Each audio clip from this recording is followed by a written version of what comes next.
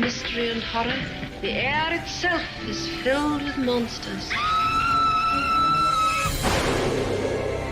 Children of the night, what music they make. He's alive! He's alive!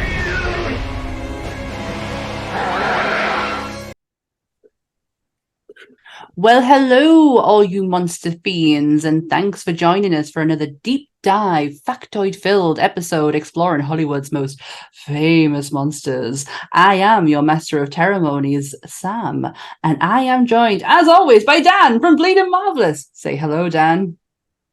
Hello, Dan. Oh my God. Oh, and we are back with a proper episode this week. Yes. Proper monster episode. So, before we get into the episode, I'll get the disclaimer out the way with, and we'll get into them. So, everything discussed in today's episode is our opinions and our opinions alone. If you'd like to discuss anything from today's episode, please come and join us in the comment section, and we can have an open discussion. What we won't have is anyone coming for us and telling us our opinions are wrong. We can all agree to disagree in fandom. So let's keep it fun, keep it kind, and keep the toxic behaviour out of nerdism. Thank you. If anyone caught the Sunday episode, Graham did the disclaimer. And bless his heart, he did an absolutely fantastic job. I feel like I technically could be out of saying the disclaimer because it was amazing. But I fucked up. I wrote that down while I was away because I know it verbatim. And I said, keep it fun, keep it safe, and keep the toxic behaviour out of nerdism. And when I heard it back, I was like, I don't say safe. I say kind. And I was like, I've messed up there. So my apologies for that. I imagine Graham was like the Royal Shakespeare Presents, the monologue. Please go and watch it. It changes accents every 2 minutes. Amazing. Right. So this week's episode is, now I'm calling it John Kramer Jigsaw. Yes. Because I think Jigsaw just sounds weird given that we know that he has a name. Mm-hmm. So, Jigsaw, John Kramer, is the main antagonist in the Saw franchise, a franchise that has 10 movies behind it with a new one to hit cinemas. Now, I've got in my notes this October, but as of about a couple of hours ago, it has been announced that it's been moved a month earlier. Yes. Yeah, it's the man who likes to play games for the sake of humanity. So, are you ready to play a game as we bring you John Kramer, Jigsaw? I love that. Jigsaw. So mysterious, isn't it? Jigsaw. So, does John Kramer make a good monster? No, I agree. He's a person. He's not a monster. He's just a wronged man. Yeah. Is what he is. He's a vengeful person. That is it, really. Yeah. Monster-wise, he doesn't actually kill anyone. No, he doesn't. So for a movie that has, now this is the one fact that I literally wrote down before we come on because I was intrigued. Only has 77 kills to its name. He has not done one of them. And the which one was it? Spiral. Add the spiral into that, and it takes it to 86 because I found a lot. I found a lot of them saying 77, right? And then with the spiral into it, it comes to 86. But whether that is true or not, again, not enough time to fact check. We're in that ballpark. But yeah, you're right. Okay, but still, that's still look at Invisible Man. He's still the head run. He's still the leaderboard. He is. He's still head of the leaderboard. Claude Rains is still up there with the highest kill count of any monster that we've done so far. 124? 124. Unbelievable, Jeff. Isn't that crazy? Now, John Kramer gets slightly compared, what I have noticed in my research, to Mr. Hannibal Lecter. Not in the sense of how they kill, in the reason why they do it. Mm-hmm. So Hannibal Lecter, if you don't know, he is doing it to improve humanity. He's taken out all of the imperfection. So by eating it. Exactly. Just made my stomach do a bit of a flip flop there. Yeah, but 'cause yep, you love a by cannibal. eating it. Yeah. Well, he is doing it because John's doing it because he wants so he tried to commit suicide by Yes. driving into a cliff. It didn't work. Nope. And because of that, he got this new lease of life. But he didn't want to go and test himself. He wanted to go and test other people to have the same experience. John never went out of his way to kill anybody. He just wanted people to appreciate the life that they had, and they needed to be put in scary situations to appreciate it and repent for something bad that they had done. Yep. It's I was watching a YouTube documentary on Jigsaw and on John, and basically they were saying that he has something called a God complex, I think. Right. I get that. And I'm just trying to find the passage now because I've got so many notes all over the place. Yeah, no, I'm trying to make sure I'm not going all over the place. But what they said the God complex is written down as is an unshakable belief characterized by consistently inflated feelings of personability, privilege, or infallibility. So they never admit error. They're highly dogmatic. They think they're like a higher being or something, and they have no regard for society when they don't follow his moral compass. Mm-hmm. And he believes if they follow his plan, that they will be reborn. So he's more like a Manson than he is anything else, because if you look, he doesn't kill anyone. Manson technically never killed anybody in that circle. Let's not forget. He killed someone years ago. Yeah, he did, but yeah. But in the situation of the cult, he never did that that I'm aware of. And then no, he didn't. He's got his little followers. Mm-hmm. So he's got his Dr. Lawrence. God, what was his name? Lawrence Gordon, I think it is. Yeah, and then you've got Amanda. You've got Mark Hoffman. Yeah, and then in the newer Jigsaw movie, you've got Logan Nelson. So he had his 4 little stooges, and they were like his little followers. So he's more of a Manson figure, I would say, than a Hannibal figure. But I get where the comparisons come from. There was a lot of like John versus Hannibal and I was like, see, no, because at least Hannibal had the balls to take them out himself. Yeah. John didn't. No. So I didn't see... I could kind of, but not fully get on board with that idea of it. I don't know how up to date this is, but apparently if you watch all the movies, it'll take you 666 minutes. Well, that would explain a lot, because I have watched all the movies since Sunday. Did it feel like 666 minutes? Number 6 did. On its own. I can't get past... I love the first one. Yeah, I think the first one is an absolute piece of art, especially for a movie that had... It was never meant to be where it was meant to be. Yeah. It was classed. It was going to literally be shot.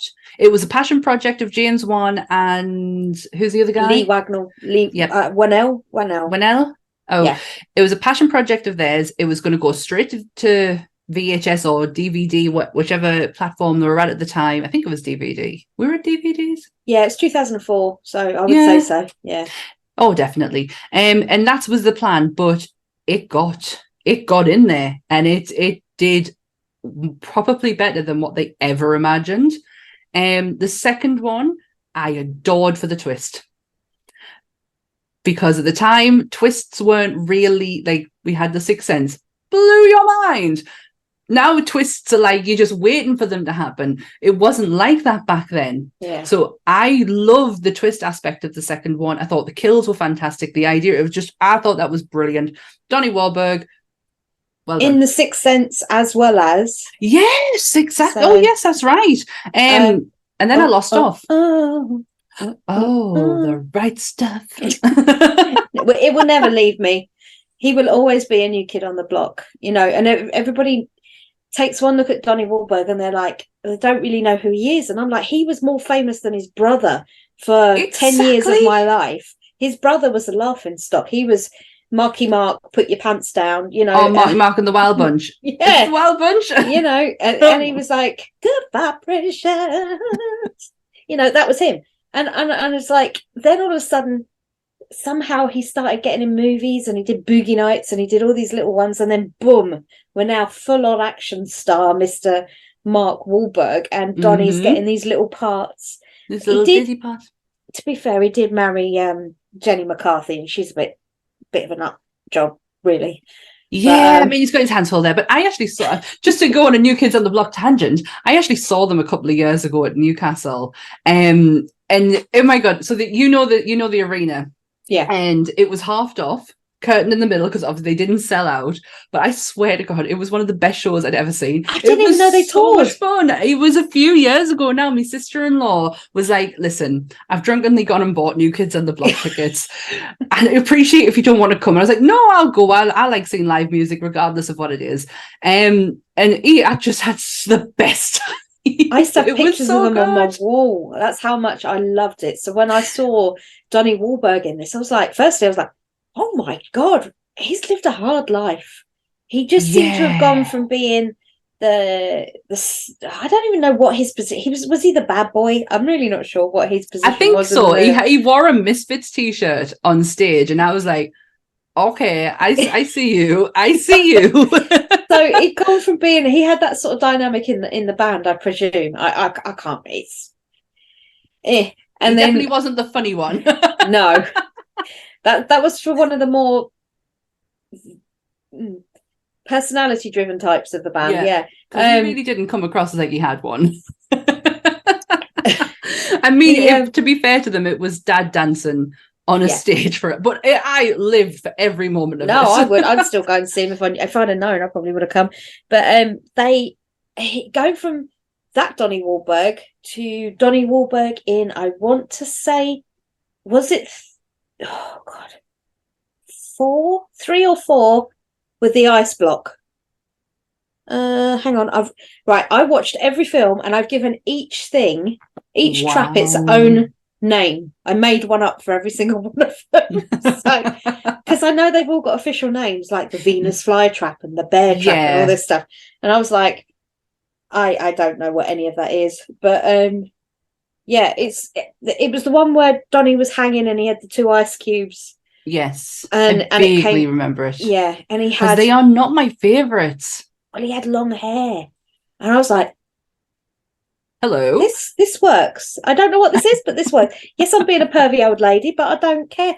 That worked. I didn't mind it, even though he was dangling by a chain in an orange jumpsuit on some ice with his feet, and I don't. Yeah, just one of the another really ridiculously elaborate nonsense things that Costas Mandylor created rather than John.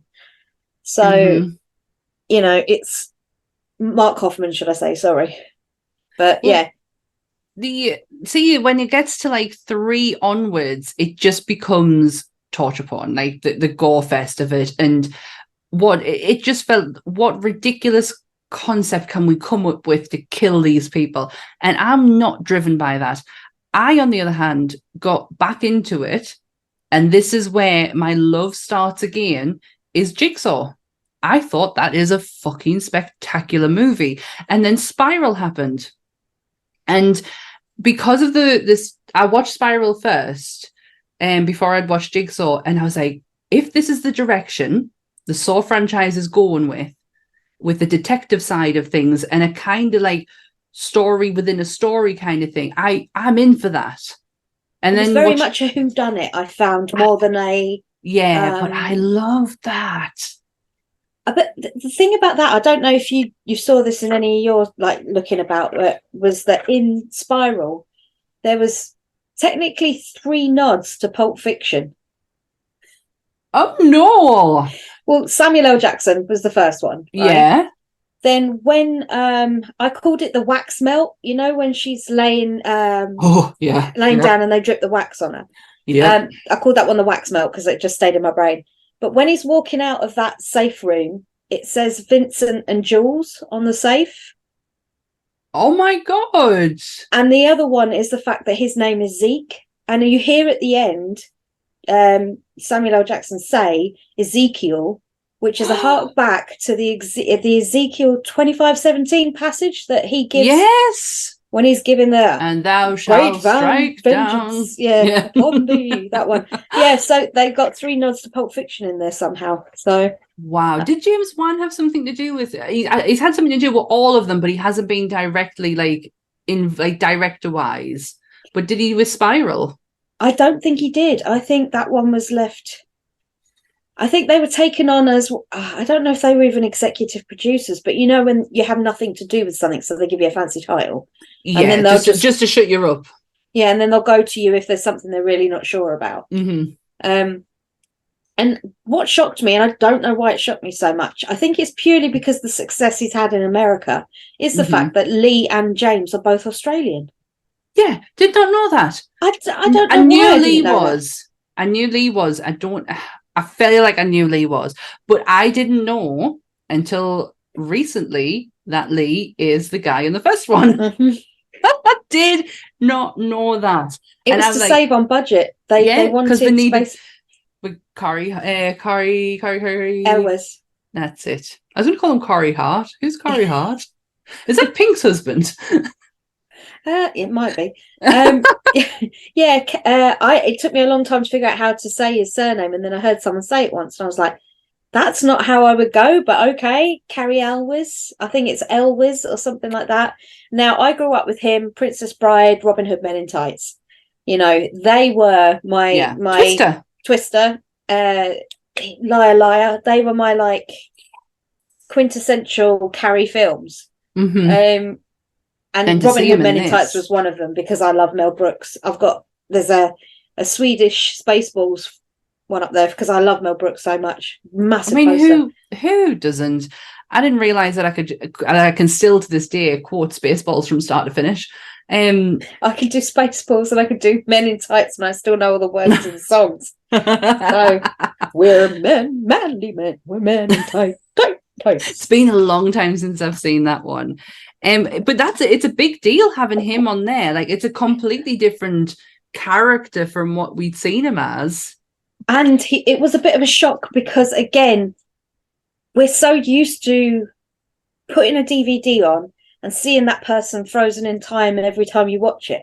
Mm-hmm. So when you go to see the cinema and you see someone that you haven't seen in, say, 10 years on your screen, because I think Liar Liar was about 96, 97 maybe. Oh yeah, must be. It was around that area, and then 2004 was Saw. So there was a gap of time where he was nowhere to be seen. So when I saw him, I was just like, he's really grown up. Mm-hmm. It was kind of a bit of a shock because, middle age spread and all that, and people grow old, they're allowed to have it. But it was like he's not the Princess Bride anymore. He's not. He's not this handsome, chisel jaw fellow that we've seen in all of the other movies because he is completely transformed in this one, almost to the point of being quite unrecognizable. But there's a lot to how they got him in the movie. James and Lee, they had $700,000 to make this, and it was all funded by Lee. James had no money. Lee funded the whole thing. They until they got approached by DreamWorks and I want to say Twisted Pictures. I think that's who it was. Yeah, I think that's the barbed wire thingy. Yeah. And DreamWorks wanted to take it in a totally different direction, and they were like, "Nah, get lost. We don't want." And Michael Bay produces this, so it's not happening. So they come on board with all the explosions would have been wonderful. They had Twisted Pictures come on and basically said, right, okay, we'll give you the rest of the money and we can get you in certain actors but we'll leave you be, basically. Mm-hmm. We like what you've got, you just need to get some names in it. So they I think they had 18 days to shoot the whole film. 18? Yeah. So it was filmed in 18 days. And they filmed it chronologically, which is something that movies don't do. No, they don't. And yes, what was I reading last night? Because I was dead interested, but I felt it was just so long. I was like, you'll remember this. It was that they filmed it all because of the intensity of it. They needed it to follow on. They couldn't just say, right, we're going to go from intense scene to relax scene to a big intense to relax. It wouldn't have worked emotionally wise. They really put so much fucking thought into how this was produced, because the camera angles for each person in the room reflects their mood. Yeah. So when you're on Kari, you're completely dead still. He's calm. He's collected. He's trying to think. We're in it with him. But when you're with... God, I forgot his name already. Adam, but Lee. Yeah, I think his character name was Adam. It was. So when you're with Adam, I've even got a fucking writ down here. When you're with Adam, it's shaky. It's all it moves all over the place because he is totally fucking scatty. And also, no dummy. Tobin Bell is lying in that room the entire time. And that's the thing. They couldn't film it any other way because it would have ruined that climax for them. They didn't know that he was going to get up at the end. They just thought he was a bloke playing a dead guy in the middle of the room because Tobin Bell had been in a few movies at that point. He'd been in Goodfellas, but nothing massive that I can think of. Oh my God, he is in Goodfellas? No. He was always a bit character. He was there, but he wasn't. You'd have to be looking for him to know he was there. And they came across him because they just liked his intensity. His approach to the part was that he wanted to play. He was only interested in playing characters that were driven by the human condition. Yeah, and that's what he said. He absolutely hates horror movies, Tobin Bell, but he loved Jigsaw's character so much because he loved how his response was to his response was to the way that everything has unfolded and how his reaction became. So he just loved that ever evolving thing with the storyline, you know. Oh, because it's so complex. It's not black and white. For all that, we spoke at the beginning about his reasoning. It's not as straightforward. Like, there's a lot of work that goes into his choosings of his victims. Yeah, I mean, and the thing is, when I was watching that documentary, they were saying about how John is what they would call a game theorist. That's what he does. Because he was a civil engineer and he was one of the top in his field, they said that his brain was always thinking about possible outcomes because that was part of what his training was to do his job. He had to think, if I put this building up, is it going to fall down? And what are the processes? How many different ways could this stay up or fall down and all this? So they said he applied that thinking to every situation for every person that he'd trap. So he'd have to know what would go right and what would go wrong. And in theory, they think that every trap would have had about 4 or 5 different outcomes. So there could have been 4 or 5 different ways out or to die, or it wasn't straightforward. It was never straightforward. No. But going back to how they got Carrie Elwes on there, James Wan, he's actually responsible for making the Billy doll. He made it with some paper mache and some Fuck's sake, are you reading my page? Like, literally on my page is everything. I've got James Wan stitch Billy doll together himself. But the thing was, the only reason I say that is because he had to put it in his suitcase and travel from wherever he was to go see Carrie Elwes to convince him to come into the movie.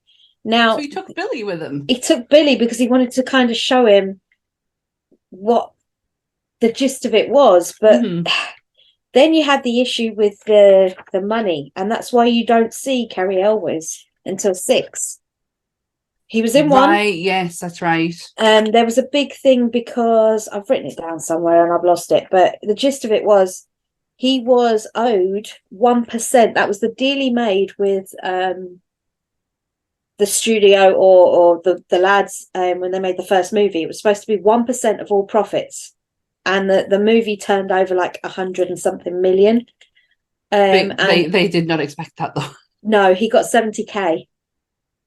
Oh, Carrie Elway's got 70k. So he refused to come back. He refused to have anything to do with it until they paid him what he was owed.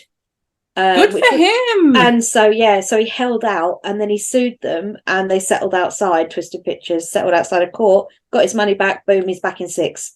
But then it died. That incarnation 1 to 6 then sort of died. Was he in 3D as well? Yeah, I feel it's 3D. been a long Yes, he time was, since I've seen 3D. Yeah, he was. 3D was Chester Bennington. There was a lot going on in that one. Sean Patrick Flannery from good God, what was that? Boondock Saints with oh my God. Yeah. Oh my God.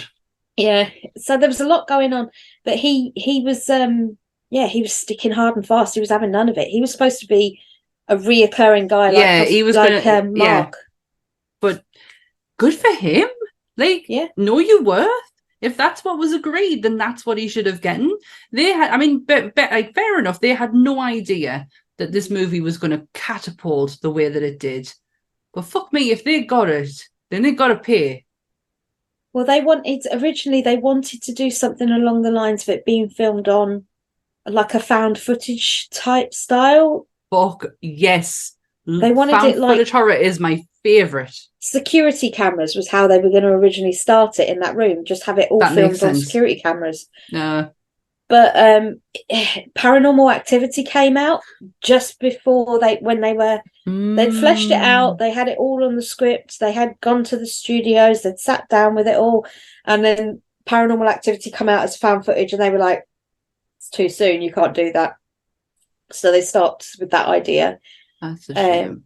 But yeah, they said the budget was so small. That's why they had the one room, which makes perfect sense.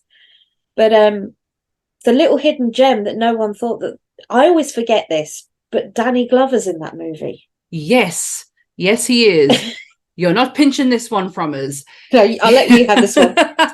It's only Danny Glover is in the first movie, but his scenes only took 2 days to shoot. 2 days, because that's literally with them shooting in chronological order. They had to just do everything with him straight away. And he's not the sprightest of people, so I can imagine him just wanting to get it over and done with. It was the fact that when you see him in there, it's like, I never remember anything about 1 until I watch it. Because for me, 1 has always been just 2 blokes in a room and a dead guy in the middle. You forget everything else going on. You forget Starship Troopers lady's in it. She is. You forget Danny Glover's in it. At that point, they hadn't introduced Donnie Wahlberg. He didn't come in till 2. No. But she then was in 2 with Donnie Wahlberg, and then in 3 she had the rib splitter, and she was put into the rib splitter, wasn't she? So yeah. But yeah, it's a lot. I think my biggest pet peeve about this franchise is the fact that they hop about all over the place. So yeah, chronologically 1 to 9, whatever it is, they should run congruently, but they don't. Like Jigsaw took place before number 1. Mm-hmm. Yes, because he's still alive. Well, no, he's not. He's dead. Jigsaw can be very confusing if you're trying to explain it to somebody, because at the beginning of the movie, you've got your victims. I fucking love this film, by the way. You've got your victims who are going through their games, who are going through their trials and tribulations, and at the same time, you've got your detective story going on that is not actually running concurrently with the games. It's the games happened. Sorry, spoilers, by the way. The games happened it's been out years before. 6 years. If they haven't seen it by now, I think you're all right. But the games happened years before. But because there's clues appearing in the detective story of these games, you feel like them two are running concurrently, and they're actually not. And obviously, with the big reveal at the end, it happened ages ago. It's just a ploy to get, what's he called? A horrible man. He deserved it, by the way. The policeman. Yeah. Laser, the one with the lasers. He Yeah. deserved that. I can't think of what his name was, but it starts with a H. But We'll yeah, call him Hagrid, but he was he was horrible, and that was the first time that they introduced lasers into the kill zones. but And this I is the thing. fucking loved it. This is the thing I didn't understand, because he, his Padawan in that one, whatever his name was, Nelson, I think I said his name was. The detective. Yeah, Nelson. No, the coroner. No, he was a coroner. That's right. He wasn't a detective. He was a coroner. That's right. Because he was friends with the coroner crazy lady. Yeah. Now that was unnecessary. I mean, let's be honest. Could we stereotype a character more than give her tattoos, dyed hair, and she goes on murder websites, and she's a collector of all the Jigsaw friggin' paraphernalia? She can afford it on her salary to hire a great big warehouse to house everything in. It's like, and to have the actual spiral the spiral, was it a replica or was the actual thing? I think she said she had it made from the plans or something like that. I think she said that contraption was fucking terrifying. Also, the blender. If nobody noticed that the blender is actually the spirals that you get on Billy's face, which I was like, I should have known because it's pretty obvious. But when I read it, I was like, oh yeah. Yeah, it's I don't know, that bit, that subplot was unnecessary, and I just felt you could take her out of it and it wouldn't have made a blind bit of difference. But she was very heavy stereotypical of the serial killer girl who's a fanatic, who, and we're not all like that. No, we may be heavily tattooed and we collect some weird shit, but we don't want to start a fan club. I don't have a warehouse full of bloody contraptions that have killed many, many people. Not yet. There's still time. If I win the lottery. No. But yeah, it's I don't know, that really peeved me in that. And I thought, how he set up that last game, because when I was looking at how his followers went out, Lawrence Gordon still alive. Still alive and kicking. Amanda got shot because she shot the lady with the bullet necklace.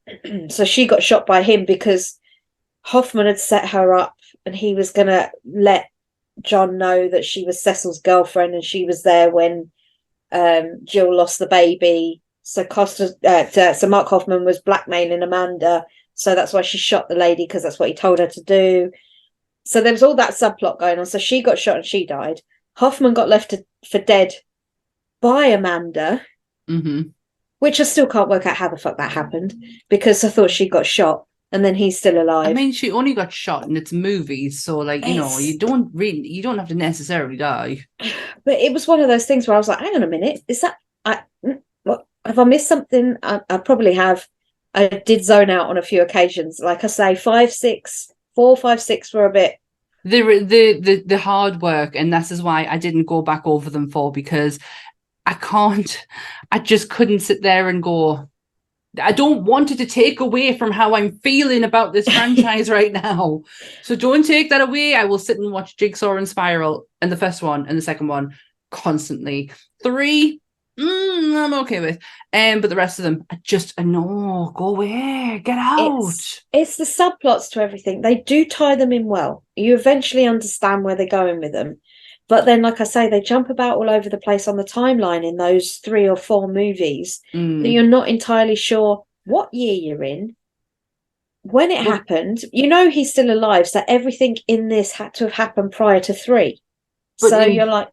But in Jigsaw, he's not. He's dead. Yeah. And has been for 10 years. That's right, because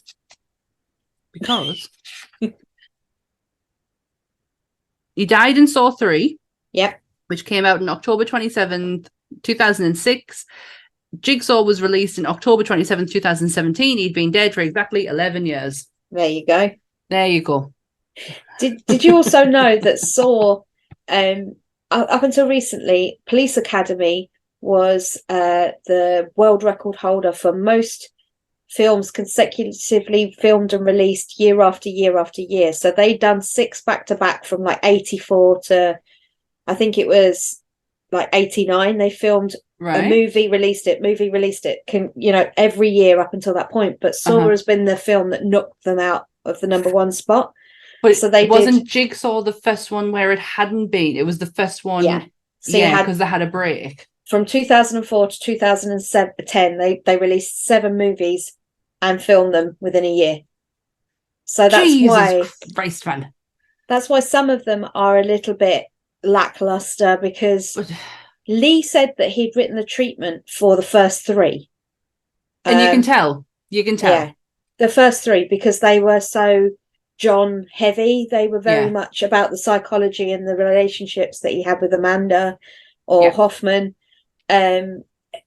They gave him enough time about the disrespecting of his Mark being a copycat, and he didn't like that. Amanda was never a copycat. She was a follower.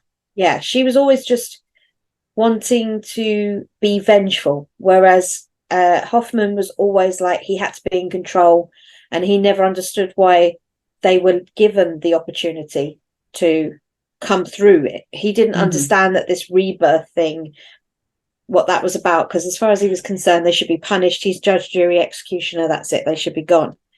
But it appeared that Gordon was the only one, Carriel was the only one that just blindly followed, because he understood what John wanted to do. I feel like the coroner was like that too. He had an idea. Well, he was supposed to see, that was the other thing. He never died. He went back to the war. So he was a serial killer for a bit, or whatever you want to class him as, and then he just fucked back off to Iraq, Why not? Off you go. Off you pop, son. It's like nothing happened, and I'll just erase this with just some bad memories and then come back like nothing happened.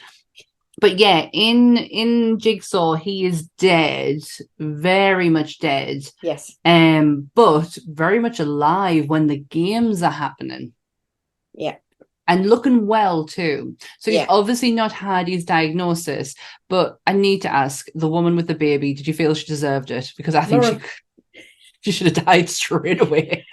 That's Laura Vandervoort, I think her name is. She does a lot of DC stuff, if I'm mistaken. Voice work.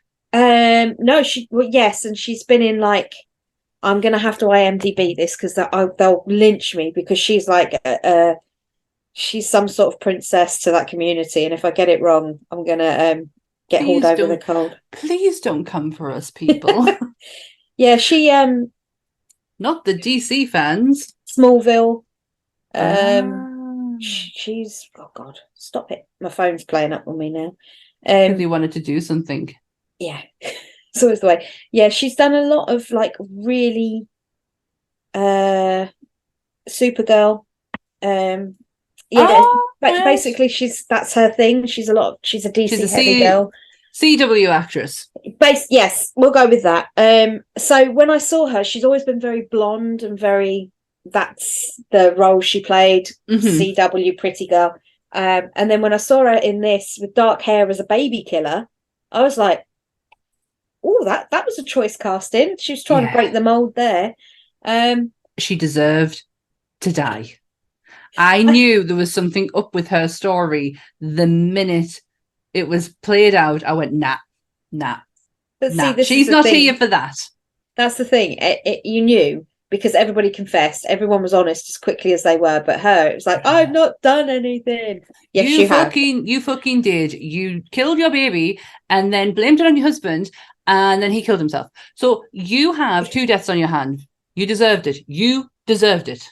I mean, what I think they didn't touch on too much was the fact that she clearly had postnatal depression and she wasn't getting any help. Oh, absolutely. But I think that if we're not looking at, was another level of. If we're looking at just at Hollywood and not the actual problem itself, absolutely, she deserved it. I think there's so many ways in which I think the movie Jigsaw confused me, because I think at one point towards the end, doesn't the coroner replicate the original games? So the guy that was hanging off the bridge, that was originally supposed to be him in the Buckethead thing. I'm sure he says at the end he ran the whole thing again, to leave these clues, to lead them back to John 10 years ago, because he put John's blood under the fingernails. He set it all up, so he had, because he is a part of the original games, isn't he? He was the one that never came through the first challenge. He was right. He's passed out on the floor, isn't he?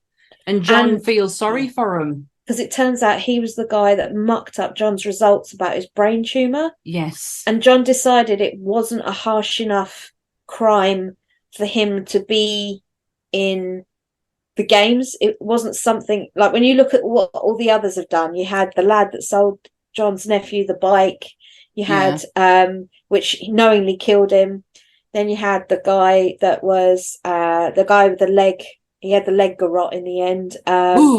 He was a piece of work. But was he a piece of work to deserve to be in there? Because they were just poor people, poor choices. He was basically, from what I could gather, a con man and a fraudster and all along that lines.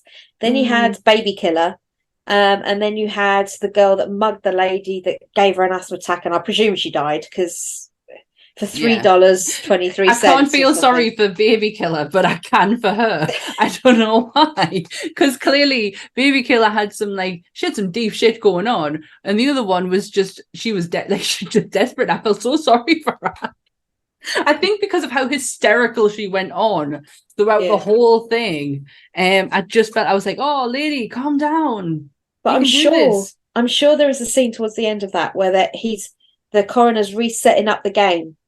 And you can see him putting the bucket on the guy's head that he hung from the bridge. Then you see him putting the bucket on the head of a lady that looked very much like the blonde lady that gave the other lady an asthma attack. And that's whereabouts it stopped, where he's explaining his bit at the end, where he's explaining his master evil plan. Yeah, like they always do. It's like, just don't do it. Don't tell anyone, because then they're not going to come and get you. He's going to die anyway, so you intentionally. But I'm not going to lie, got the shock of my life when the lasers went up and nothing happened, and I'm like, what's going on here? But apparently, if you watch Jigsaw close enough, it tells you throughout the whole entire movie who this guy is. It drops hints left, right, and centre to tell you who that person is, and the fact that John Kramer is actually dead.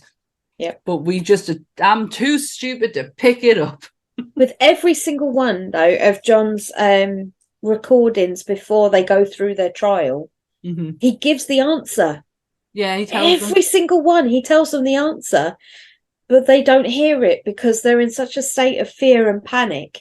All they know is they've got to get out of that trap. They don't listen to, if they took 10 seconds, took a deep breath, listen to what you had to say. I know it's not ideal in that situation, but they would have heard the fact that he said there's a clue to how you get out. Like Amanda got it.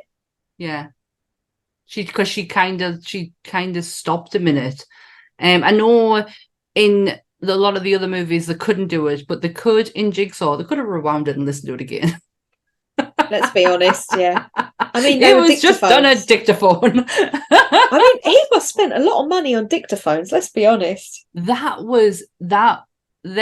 Them kills in there were spectacular, mind. I enjoyed them. Not gonna lie, I did enjoy them. No, Spiral was just a bit more. It felt a bit more real. There was no Jigsaw, though, was there? No, not really. It was, but I still liked it. I still really liked it. Chris Rock. I mean, I never expected that. I tried to do a count of motherfuckers in that. I tried, but between him and Samuel L. I was like, you had Chris Rock's motherfucker, which is another level of high pitch motherfucker. That's a high. You had motherfucker from Samuel L. Jackson, and you had like this.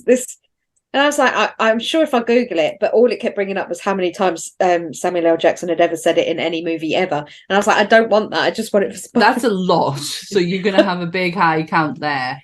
I've thoroughly enjoyed Spiral for what it was. Not a lot of John in there. Not even, I don't think John's mentioned at all. I mean, he's mentioned, but it's just because we're looking at copycat situations. Yeah. What was the guy's connection to him? There wasn't really one to John Kramer that I could find. No, Like, I can't. think Can't remember. the policeman.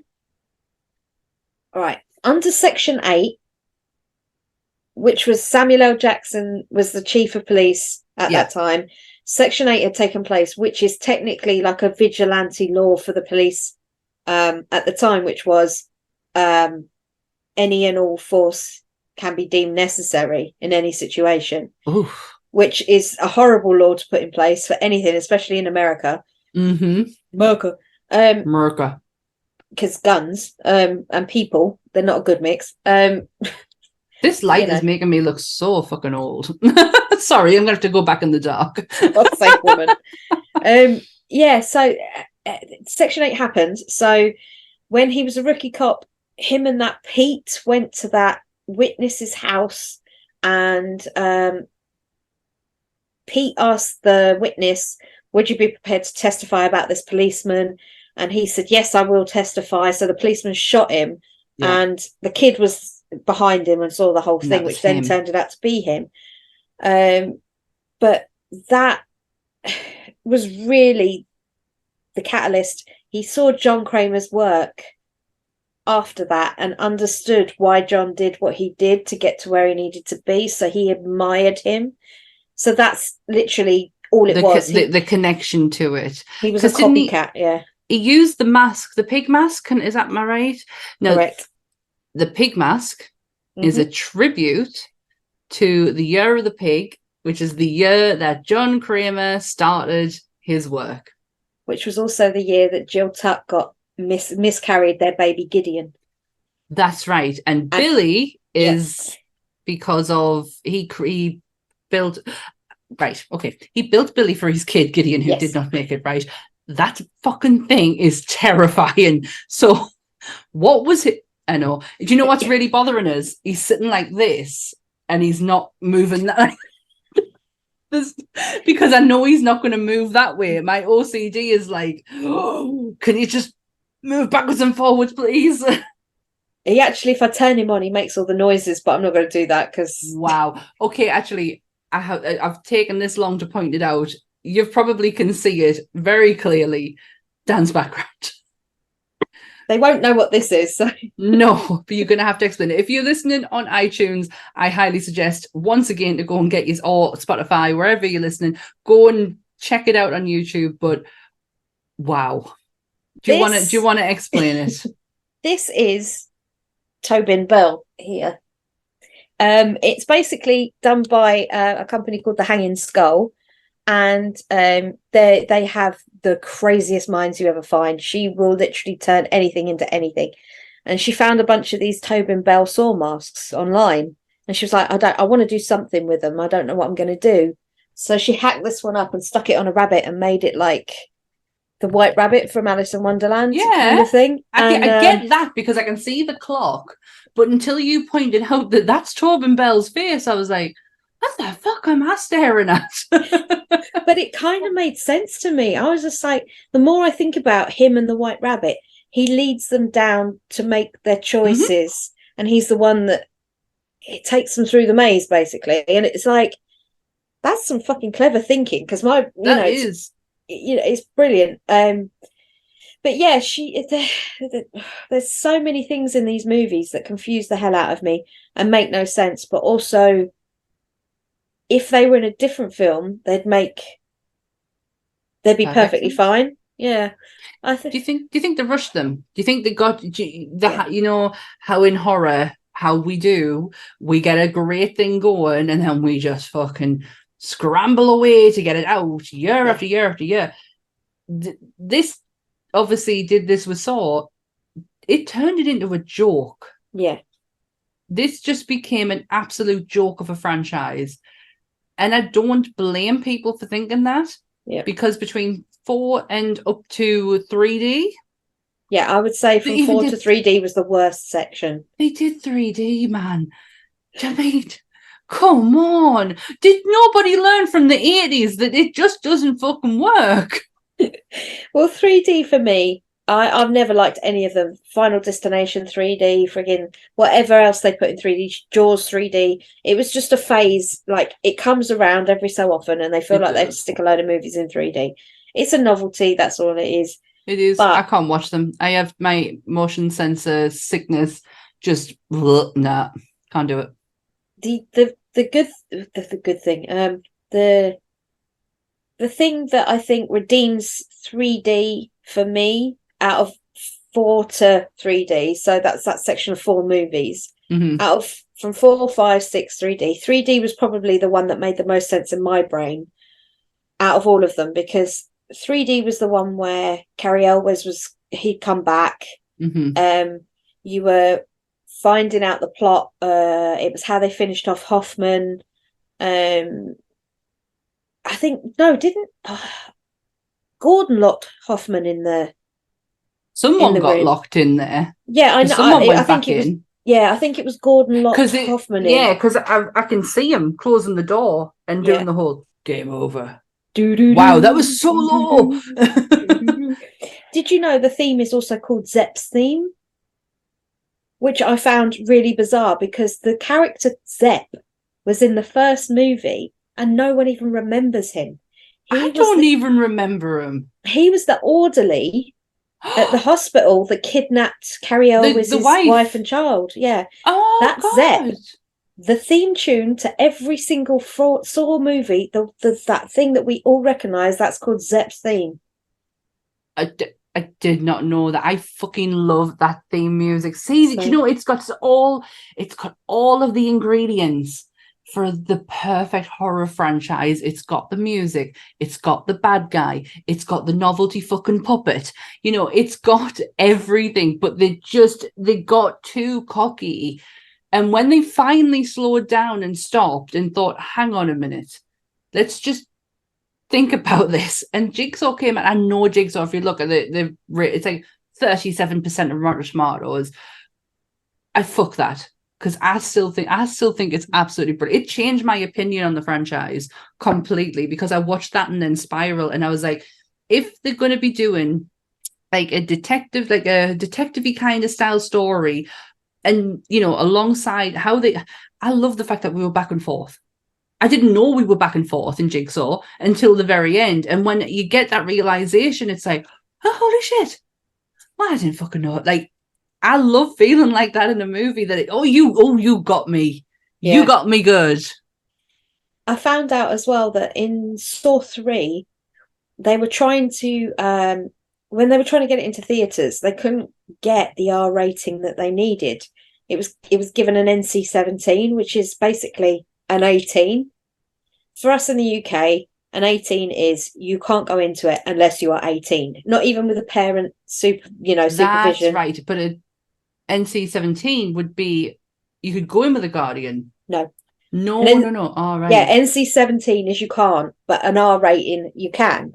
So you could be 3 and go in and watch an R-rated movie. I don't know how their scaling system works in America. They take 10-year-olds to go and watch Halloween in America. So that was something that we've never had the luxury of being able to do over here because of the rating system. But basically, we're far too strict. They didn't want it to be an NC-17 because it limited the viewing capability in the cinema. So what they did was they got Rob Zombie on board to help them trim the movie to make it from an NC-17 to an R-rated movie, because he had to do the same with Devil's Rejects. So he had knowledge on how to edit and trim the movie down for cinema. So they got it past as an R-rated in the end because of Rob Zombie. Which, well done, Rob.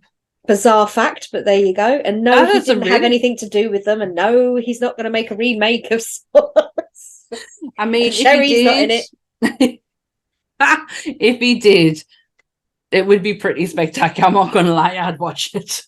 Sherry would be the bloody puppet. Let's be honest. She'd be Billy cycling in on the 100%. I'm surprised that they haven't had an actual person behind that puppet. I'm really surprised. And if it were going to be anyone, I hope it would be Sherry Moon Zombie. That would write off the entire it just decredit absolutely It's everything gone. they've ever It's done. just gone. It's just absolutely gone. Brilliant. I'm intrigued on Saw X. I'm one of these people now that I will not look into a movie if I'm interested. No. I don't want to know the storyline. I've learned my lesson. I don't watch the trailers. I stay away from as much as I can. Like if I go to a cinema and they play it, I'm like, I close my eyes and put my hands over my ears because I'm like, I don't want to know. If it's something I really... Yeah, I don't mind if we're reviewing it for the podcast, like for YouTube. That's what I used to do. I used to do trailer reactions. So, but back before, I feel like the last few years, trailers are just giving you a whole fucking movie, and Correct.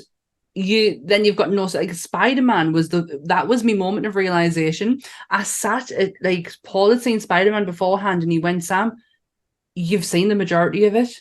And when I came out, I went, fuck me, I've seen that. There's nothing was a surprise because of the trailer. And I found, like, recently, there's certain things like Evil Dead Rise. I saw the trailer for that in the cinema. That was it. That's all I needed to know. I really wanted to see that. Scream 6, I did exactly the same. Scream 6, I was kind of like, again. I'm still there. And I've seen it, and I'm still there. I'm like, again. But again, I just watched that one because again, I was going to go and see it. Of course, I was going to go and see it. You can't not. I waited go for and streaming. See it. I waited for streaming, and that's coming from a horror fan. I'm doing that for Insidious, mind. I think for me, the problem was I'd seen Scream 5 and I was so disappointed. Because I think 1 to 3 plus 4 were a good selection of different ways of telling the original story. And then 5, I don't know what the fuck 5 was. The acting in it, not Jenna Ortega by any stretch, but the girl who played Sam Carpenter.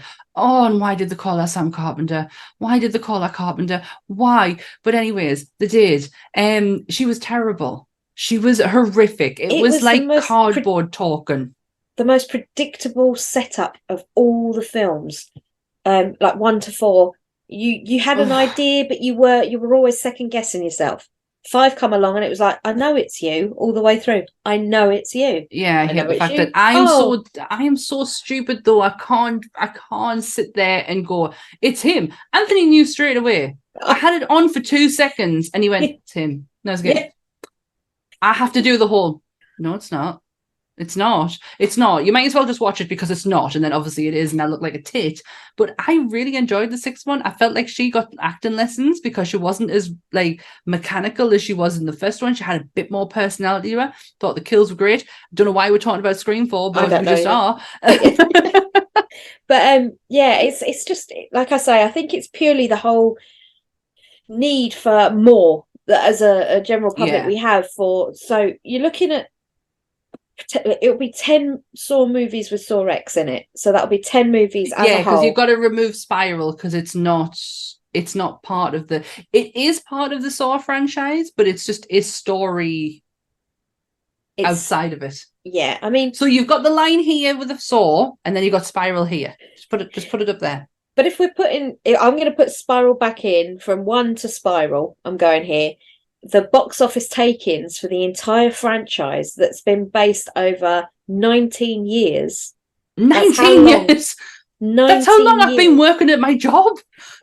Saw 1 came out in 2004 and we're now in 2023. So 19 years this franchise has been going. I started September, 2004. They've taken a grand total, and we're talking streaming services, we're talking box office, we're talking all sorts. They've taken over $1 billion for the Saw franchise alone. That's a lot of cheese. That's a lot of cheese. Spiral was the worst performing one, but it did come out mid Panini, so I don't think it had a chance. No, I don't think it did either, and it's a shame because it is genuinely a good movie. It's got, like, kill factor wise, it's brilliant. There's some really creative kills in there. There's some pretty moments. Chris Rock is actually tolerable. You can get away. It's not the Chris Rock that you know, who's Dogma Chris Rock. Yeah, it's not Chris Rock trying to be the funny man. It's Chris Rock trying to be the actor, and I didn't mind it. I wasn't mad at it, but I am dead intrigued with Saw X, only because all I've seen and all I want to see is that poster. There's just pictures of Tobin Bell. That's it. Yeah, that's it. That's all I'm interested in. And then I would like to go into it blind. I did find one of the I don't know if it was fan fiction. I hope it was, but it was a poster, and it was Billy, white background, and like Billy's imprint coming out to make it look like he's coming out of it. Well, it looks like one of the old Muppets, the old man Muppets from me, my spirit animal. Yeah, Waldorf and bloody Statler. That's it. Yeah. So it just looked like one of them, and I was like, I hope that's not what someone was going for, because that poster is hilarious. I do generally want it. But I am dead intrigued, because if you Spiral, you don't know any further, you're not further forward with it, but in Jigsaw, he's very much dead. Very much dead. Has been for years. It's almost like they're laughing at you at this point, because they're like, he's so fucking dead. Well, this is the curious thing. The Saw X, where are they going to place it in the 1 to 3? Well, let's be honest, Jigsaw to 3, because it's Jigsaw 1, 2, 3. But because they're running, it is Jigsaw 1, 2, 3, absolutely, because he's okay. And then they're running 4, 5, 6 somewhere within the Jigsaw to 3. They can take 4, 5, and 6 and go. But they're running parallel, aren't they? To a Jigsaw to. This is where it gets so confusing. But yeah, so it will be somewhere in the universe, and I don't know if it's going to be a prequel. I don't know if it's going to be a sequel. I don't know where it's going to sit in the timeline. I don't want to know. I'm just quite happy to live in bliss, like blissful ignorance when it comes to it, because I just want to watch it. Blissful. Yeah, I feel we could come and revisit it after, because like I said at the beginning, it has been announced today that the rumor has it that Jigsaw will not come out in October as planned. It will come out in September. Why? I don't know. I know. Why? They were scared to put it up against Five Nights at Freddy's, because that comes out at Halloween.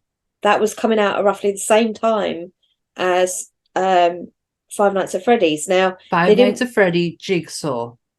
But the thing is about Five Nights at Freddy's, I'm not sure until we see it how geared up it is for the kids' side. Is it going to go full bore horror on us? Are we going to go 15 blood, guts, gore, or are we going to go 12A?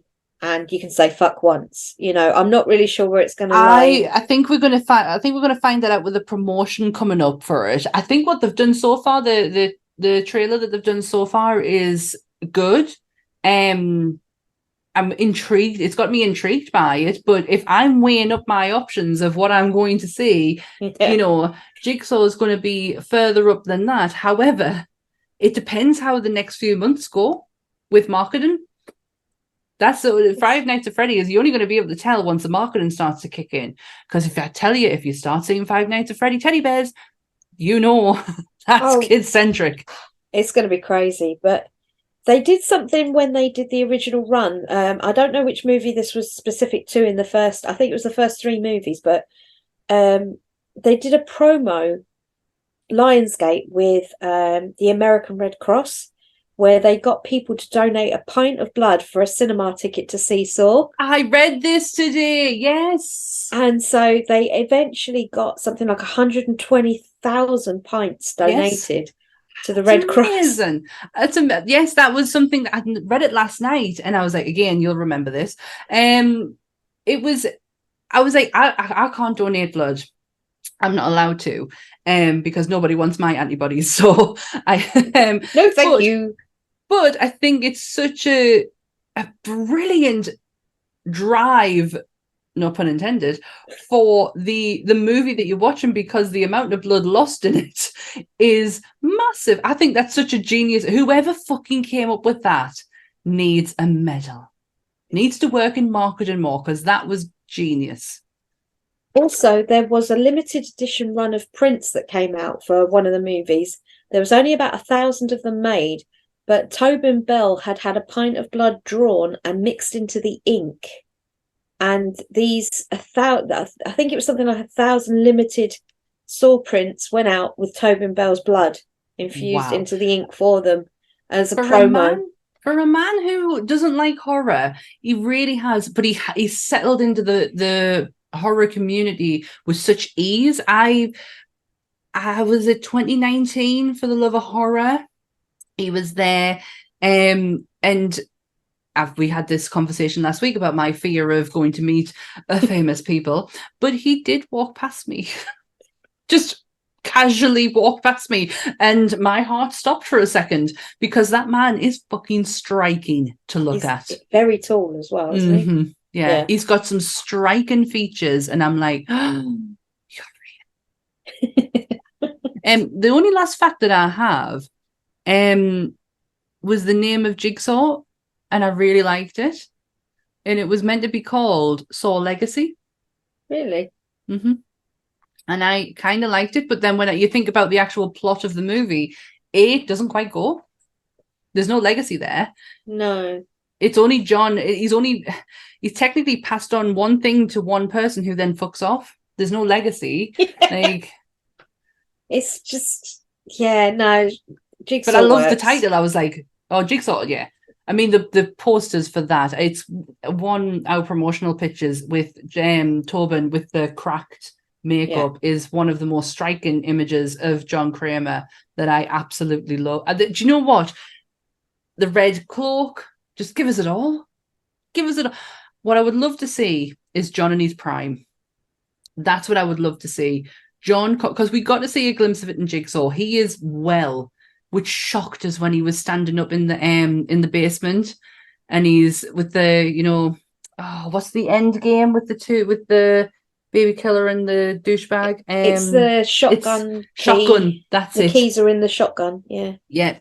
Shame she didn't get it sooner, isn't it? They weren't listening. No, they were not. The key to your salvation is in this, whatever he said, and he was holding it and showing them. It's right there. Right there. Then he just opened the gun. But to see him walking around in that moment, and because if you think about John from when you see him for a brief second stand up and close a door in the first one, and he's sick, and then obviously he dies. He's very sick in the second one, and he dies in the third one, and just to see him walking around as a well man, I'm like, oh. But did you notice he was saying that? Because she was his neighbour, wasn't she? So he was saying that she could see it all. He was saying she helped him through his cancer. Now, bearing in mind, I don't know if people realise this, but John had cancer twice. No, I didn't know that. The first time was not long after Gideon died. He was diagnosed with bowel cancer, which he went through chemo, and he was fine, came through it. But that's when he met the baby killer lady, and that's when she was helping him through and all that. And then he got the brain tumour, which meant it was a side effect of the colon cancer metastasizing in his body and just literally pew, pew, pew, pew, just overtaking his body. So that's when he was referring. That's why he was so much better, because everybody was like, yeah, but he was dying of cancer, and he was talking about cancer. And I was like, yeah, he had it twice. And not a lot of people knew that. That makes a lot of sense, because he was very well in that last scene. I don't know. I think I'm intrigued with X, and I think we could just put down like, oh, this could happen now. I would love to. Got to fucking wait to see. I'm gonna have to wait and see. I think that was the first time you saw a flashback, though, where it wasn't gritty, grainy, or like that weird fast thing that they do, where it's just like shush, and like you see the screen sort of take its time to catch up, and it's all very. They had a very stylized way of doing the flashbacks for John.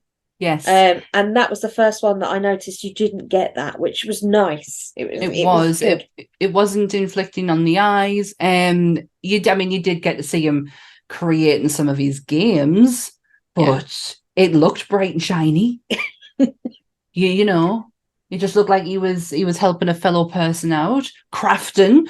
People like to craft with glitter.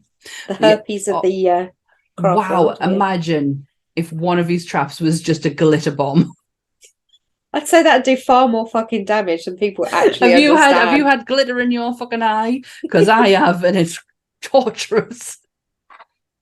That's a long-term torture. That's the kind of thing that's gonna stay with someone for a very long time. When you can see glitter, then there's something to worry about. You know them jelly bracelets you used to get as a kid? Oh God, yeah. I opened one up because someone dared us, and obviously it's full of liquid and glitter, and it just went in my eye, and I was seeing glitter for weeks because it was just everywhere. Don't do it, kids. Yeah. Sorex glitter trap. Bet's on now. If it doesn't happen, it's going to be hell on. Brilliant. I love it. I literally have one last fact that I can think of off the top of my head, and it is that in the beginning of 4, where John Kramer's laying on the slab in the coroner's office, and Costas Mark Hoffman comes in and sees the full old, like, warts and all, butt naked John Kramer. He got so embarrassed, he asked them to put a towel over, like a sheet over. That's why you see the coroner throw a sheet over the middle, over his little John. Yeah, because he didn't know that was actually a model. It was actually a dummy of John Kramer that was made. It wasn't John laying there with makeup on. He genuinely thought. Wait, because why would you not?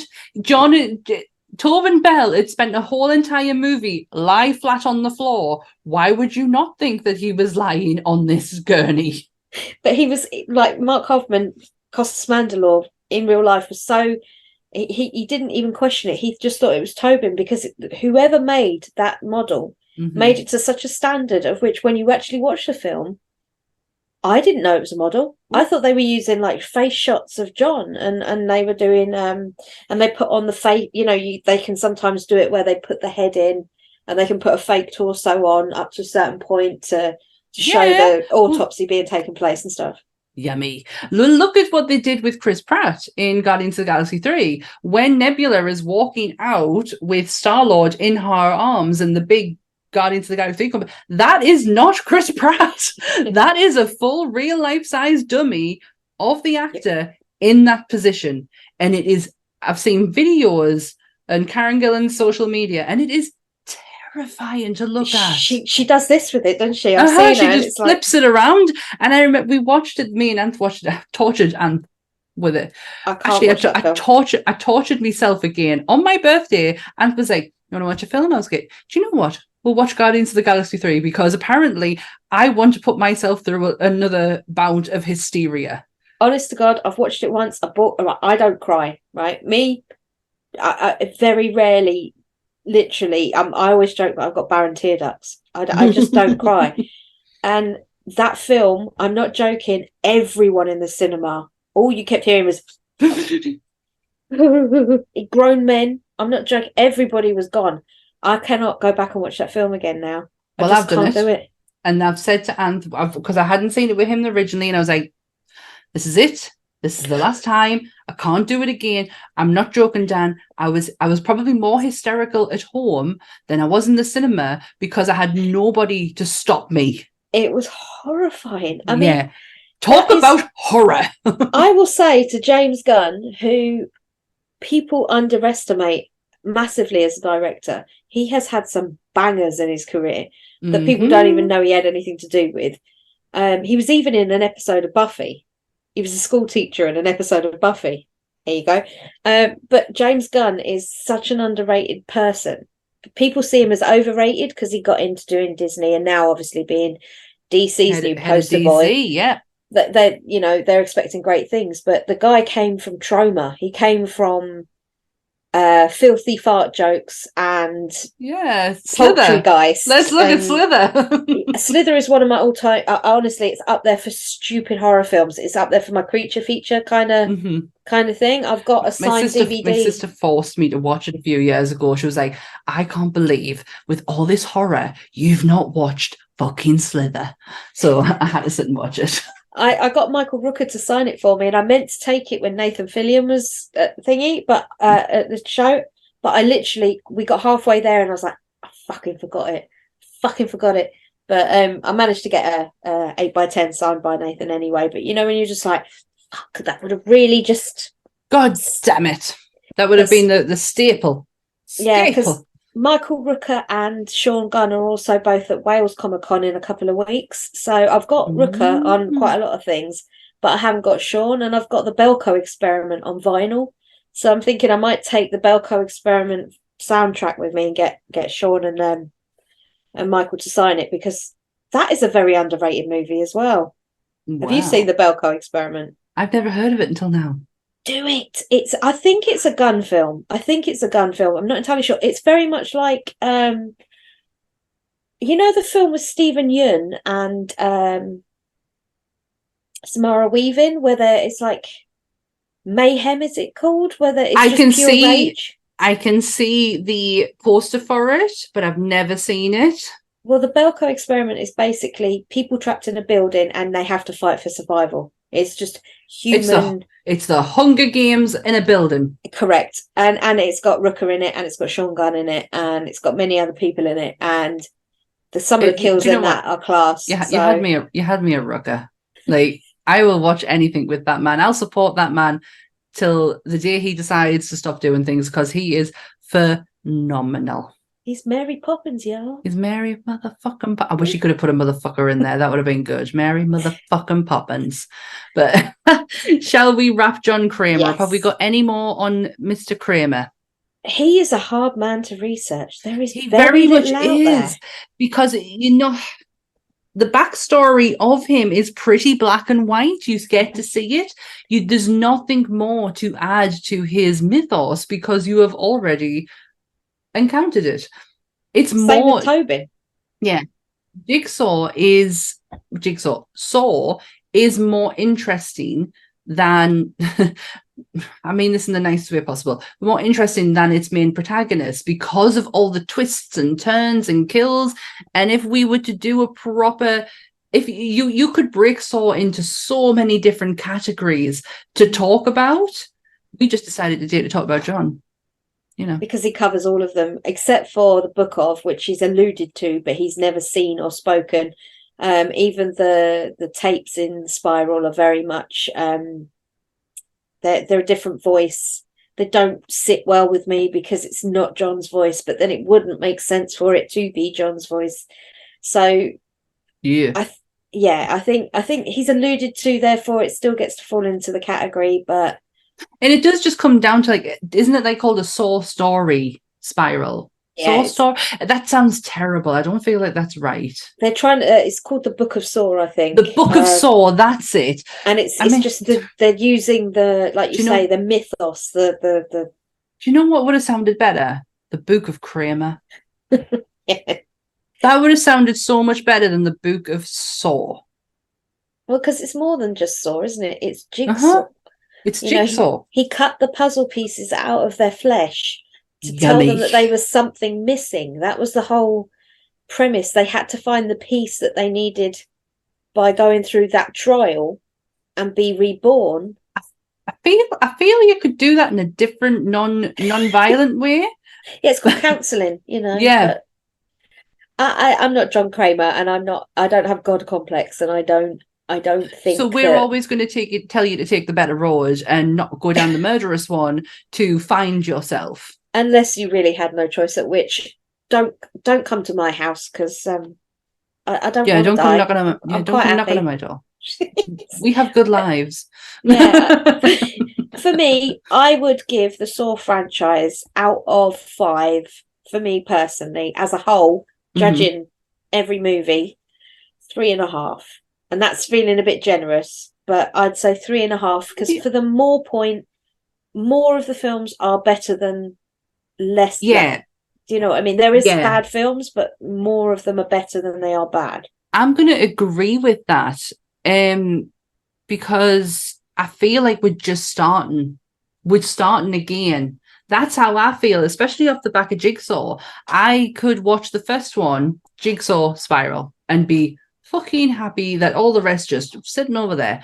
And I don't know, we'll see how X goes. And if you want to talk about it after X, like how it's fitted into the franchise and where it stands, and we can do that. But until we see how X plays out, I don't know if this is the start or finish of the franchise. I don't know, because I mean, Tobin Bell is now 80 years old. What? He's 80 years old and he's a little league coach. That's what he does. That's his life now. So the fact that he's even come back and done this film is quite a miracle, to be honest. Not because of his age, but because of the life that he's chosen to settle into now, which is very much a homebody, grandpa-y. Oh, let him be my granddad. That's his life now, you know. Isn't it amazing, before we wrap this up, but isn't it amazing how the actors of his generation are not looking their age now? Like, I would never have put Tobin Bell as 80, but I can't explain myself properly, that like you can see like other actors from like a generation maybe before him that would have looked their age when they're in their 80, but these aren't. Like, there's certain actors that I could, like Arnie and Sly, like, I couldn't put them in that age category, because to me the ageless. They're all in their mid-70s. I think there's a big group of them. You've got Arnie, you've got Sly, you've got Danny Trejo. You've got don't you find them ageless though? Like, yeah, it always surprises me when someone says Danny's in his mid-70s, and I take one look at him and he doesn't seem to have aged much since Dusk Till Dawn. It's just he's sort of been on this weird pause of like aging. I don't know, these people must sleep in freezers. There must be some do. I don't feel like I explained myself properly, but in my head it made a lot of fucking sense. I got what you meant. Thank you. Well, this has been our little deepy dive, factoid filled episode on John Kramer, Jigsaw. I hope people can hear that through my mic. Jigsaw. Next week we are going back, way back. We are heading back to the Universal Monsters, back, and we are doing probably one of the most, if not the most iconic character from Universal Monsters, in my opinion. We are doing The Bride. Oh wow. Ooh. Yes, we are doing The Bride of Frankenstein, which is going to be so interesting, to do a whole episode based on 10 minutes that she appeared in a movie once. So it could only be 10 minutes long, our episode, but we're going to do our best. We will make it interesting enough. You can find us on our social, well, you can find Nerdy Up North on social medias. You just type in Nerdy Up North. We are on them all, and our episodes go up every Monday. Monster Monday. You can also, if you wouldn't mind, like, sharing and subscribing this video, and possibly like go back and have a look at our back catalogue as well. I mean, that'd be nice. Our Pennywise video is doing phenomenally. So thank you so much to everyone who has watched, everyone who's supported, everyone who joins us in the live on a Monday night. Thank you. Yes, it's not lost on me that you want to come and see a weirdo and another weirdo, and we're talking about weird stuff, you know. It really is appreciated, and I've got to be honest, you could do more by going back and watching them all again. Yeah, you know, just go back. And then once you're done with that, if you could go to Spotify and iTunes and give us a subscribe and like on there. And if you can, however way they do it on Spotify, but on iTunes, if you give us a 5-star rating or a review, the algorithm picks them up, and it just helps other monster fans and monster fiends help to find the podcast. So if you could, it'd be appreciated. Thank you. Spotify is basically just a heart like. If you give it a heart like, it comes up. Like, yeah. So you need to heart like it and subscribe. So that would be so lovely. We would appreciate it. But all of our details are down below. Where are they down? They're down there. Right down there. And until next time, stay nerdy, everyone. Bye. Jigsaw.